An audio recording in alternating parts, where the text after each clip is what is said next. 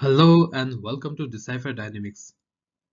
UPSC civil service examination prelims 2022 के लिए हम करंट अफेयर्स की सीरीज शुरू कर रहे हैं। इन नेक्स्ट 150 डेज हम द हिंदू जनवरी 2021 से अप्रैल 2022 तक का कवर करेंगे।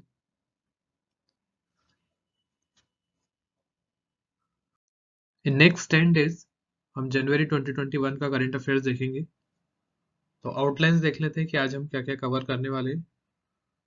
फर्स्ट पॉइंट है ordinance making power of governor and president.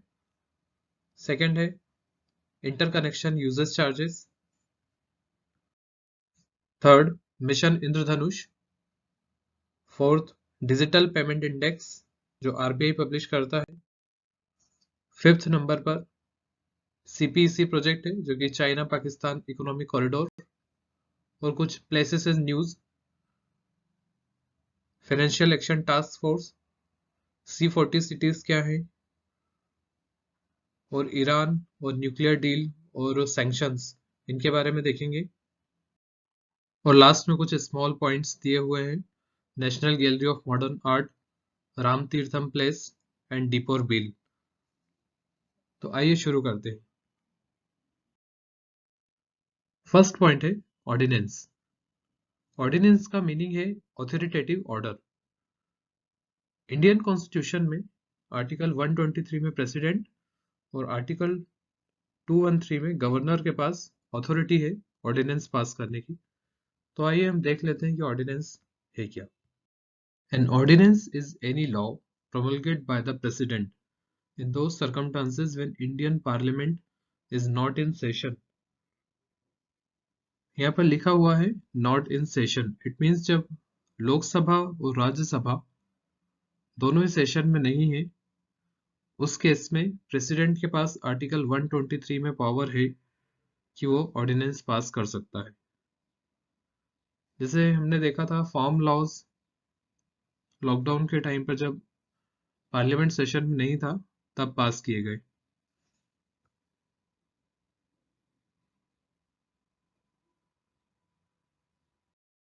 Same power governor के पास होती है अंडर आर्टिकल 213 में। जब लेजिस्लेचर फंक्शन में नहीं है और सेशन नहीं होता उस समय, उस केस में गवर्नर ऑर्डिनेंस पास कर सकती है। एग्जामिनेशन पॉइंट ऑफ व्यू से इंपॉर्टेंट है कि वैलिडिटी कितनी होती है।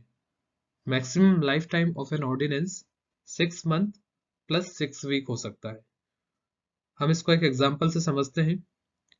सपोज 1 मार्च 2021 को ऑर्डिनेंस पास हुआ, तो इनिशियल वैलिड रहेगा वो 31 अगस्त 2021 तक। अब उसके बाद 1 सितंबर को सेशन स्टार्ट हुआ पार्लियामेंट में, तो जब स्टार्ट हुआ उसके विद इन 6 वीक में इसको पास करना होता है।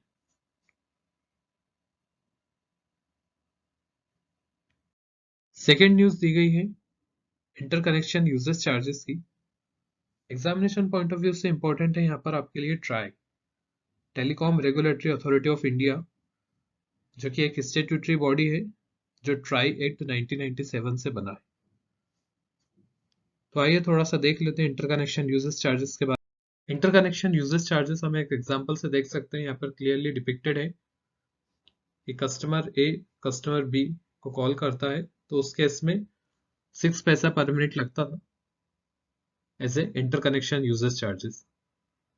लेकिन 1 जनवरी 2021 से अब IUC 0 हो चुका है।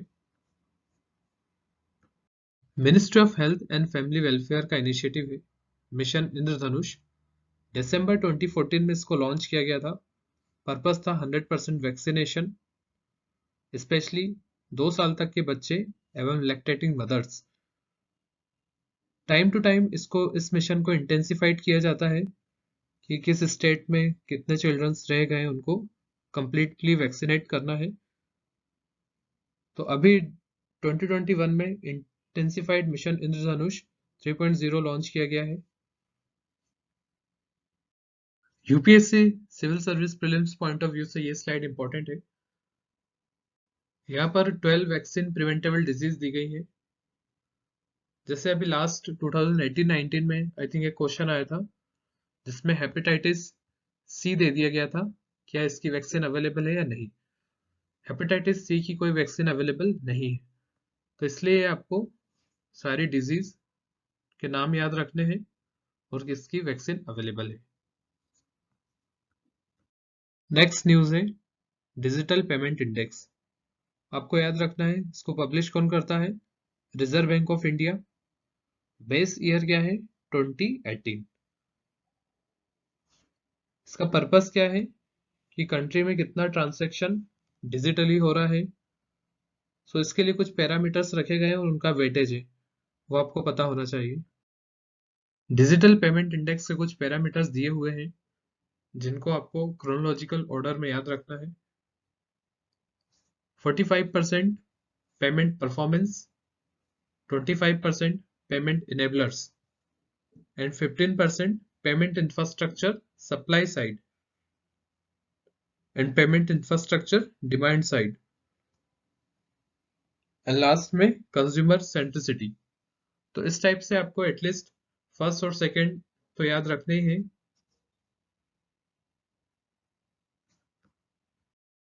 यहाँ पर रिजर्व बैंक ऑफ इंडिया की वेबसाइट का स्क्रीनशॉट दिया हुआ है।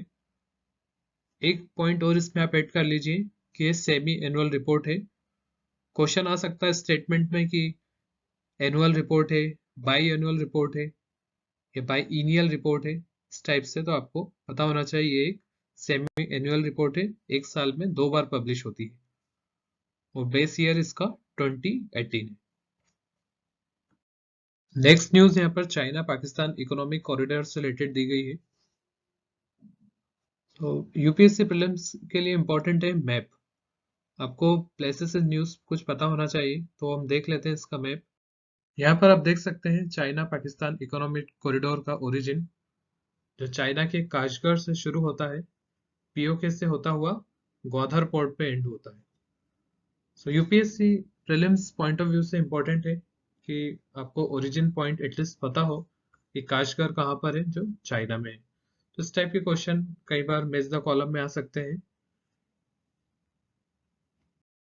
अब हम कुछ प्लेसेस इन न्यूज देख लेते हैं जहां पर हम अफगानिस्तान और ईरान का मैप देखेंगे। यहाँ पर आप वर्ल्ड मैप में अफगानिस्तान की लोकेशन देख सकते हैं। फर्स्ट पॉइंट आपको याद रखना है कि ये लैंडलॉक्ड कंट्री है, इससे कोई भी ओशन या सी टच नहीं होता है। टोटल 8 कंट्री से बॉर्डर शेयर करता है। देख सकते हैं आप India, China, Kyrgyzstan, Tajikistan, Uzbekistan, Turkmenistan, Iran and Pakistan.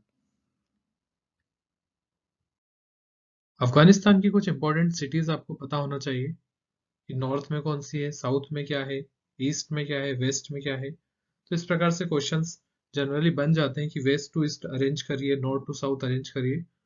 तो आप देख सकते हैं हेरात, यदि हम वेस्ट टू ईस्ट ट्रेवल करें तो पहले हेरात आएगा, देन मजर शरीफ, काबुल, जलालाबाद। इस प्रकार से आप इस मैप में अरेंज कर सकते हैं। नेक्स्ट कंट्री है ईरान। ईरान में भी आपको सबसे पहले देखना है कि कौन कौन सी कंट्री बॉर्डर शेयर करती है। जैसे आप देख सकते हैं मैप में Turkmenistan, Afghanistan, Pakistan, Iraq, Turkey, Armenia and Azerbaijan. तो टोटल 7 कंट्रीज हैं जो ईरान से बॉर्डर शेयर करती हैं। यहाँ पर आप ईरान का मैप डिटेल में देख सकते हैं। इसमें भी कुछ इंपॉर्टेंट सिटीज, कुछ प्लेसेस हैं जो आपको पता होना चाहिए। कुछ इंपॉर्टेंट पोर्ट हैं जो न्यूज में रहे, जैसे चाबार पोर्ट हो गया। चाबार पोर्ट किस में आता है, गल्फ ऑफ ओमान में।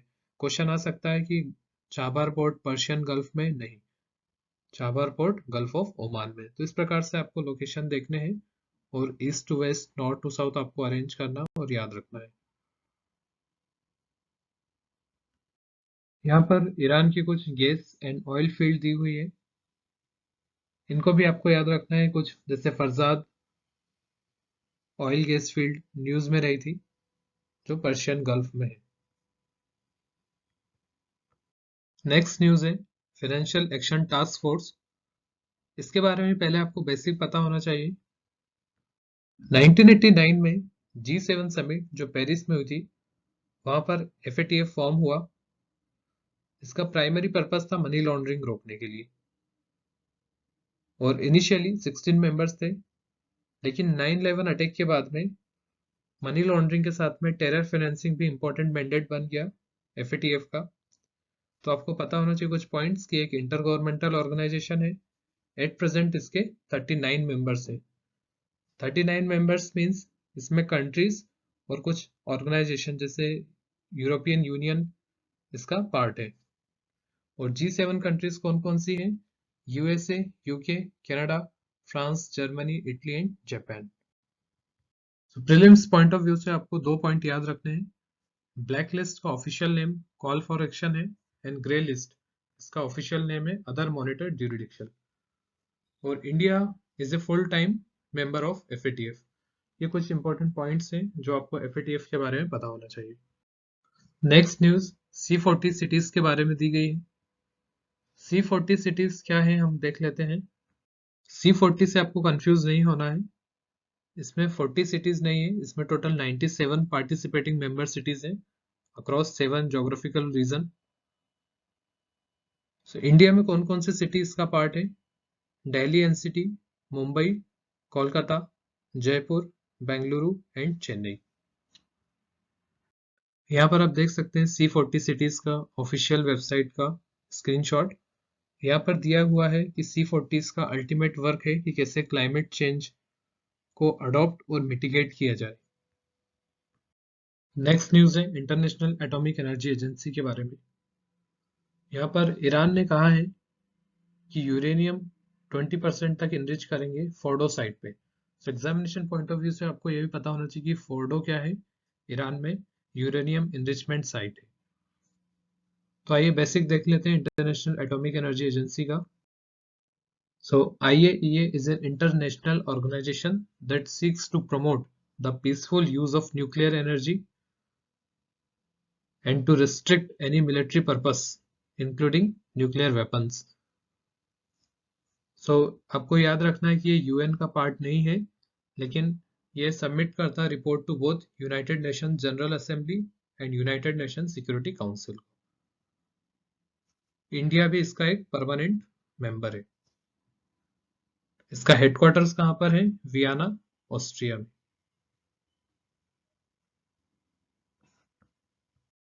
नेक्स्ट न्यूज है national gallery of modern art. इसमें आपको बस इतना पता होना चाहिए कि एक मिनिस्ट्री ऑफ कल्चर में आता है। National gallery of modern art के कुछ एम्स एंड ऑब्जेक्टिव्स दिए हुए हैं, वो यहाँ पर आप रीड कर सकते हैं।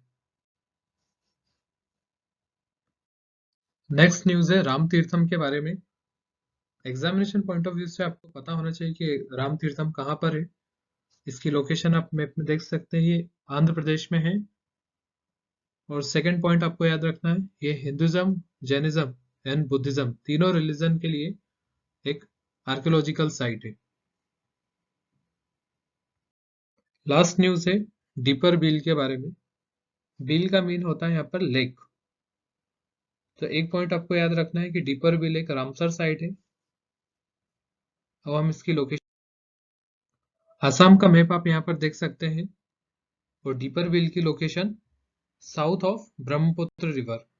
इस प्रकार से जब भी आप आसाम में कोई लोकेशन देखें तो हमेशा ब्रह्मपुत्र के नॉर्थ में है या साउथ में है। इस प्रकार से आपको याद रखने में इजी होगा। Thank you very much. आप इसका PDF टेलीग्राम से डाउनलोड कर सकते हैं।